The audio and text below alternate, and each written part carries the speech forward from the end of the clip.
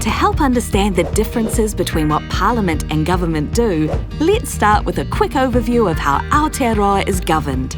Under New Zealand's constitutional system, state power is split into three separate arms: the legislature, the executive, and the judiciary. These three arms of power are responsible for making, implementing, and interpreting the laws that govern our country. Parliament is the supreme legislative power and is responsible for making our laws. Parliament is made up of the House of Representatives and the Sovereign, usually represented by the Governor-General. The government's job is to decide policy and administer the laws through the day-to-day running of the country. And finally, the judiciary interprets and applies the law in the courts. That's a very simple overview of the whole system. Now, let's have a closer look at how Parliament and government work. After an election, every candidate who won an electorate seat or came in on their party list becomes a member of Parliament.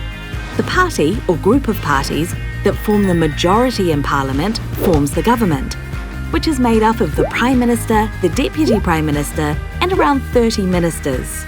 The Prime Minister's job is to lead the government, while each of the ministers and associated ministries manage the work of a specific sector, like fisheries or health.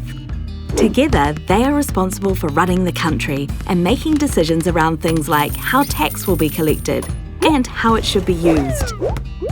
So while Parliament is made up of every candidate who became an MP after the results of the election, only a small selection of them make up the government.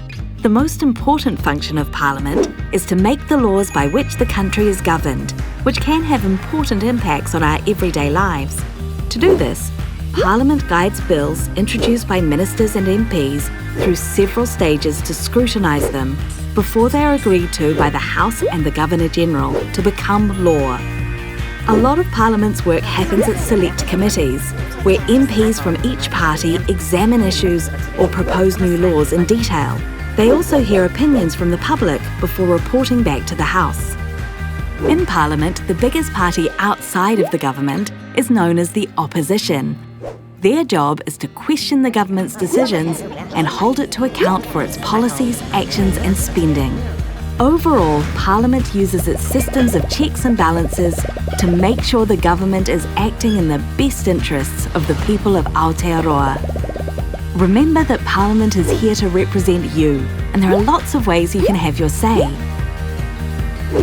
You can also visit us by coming on a tour or watching a select committee or the House in action. To get the details, or if you want to find out more about Parliament and government in Aotearoa, visit www.parliament.nz.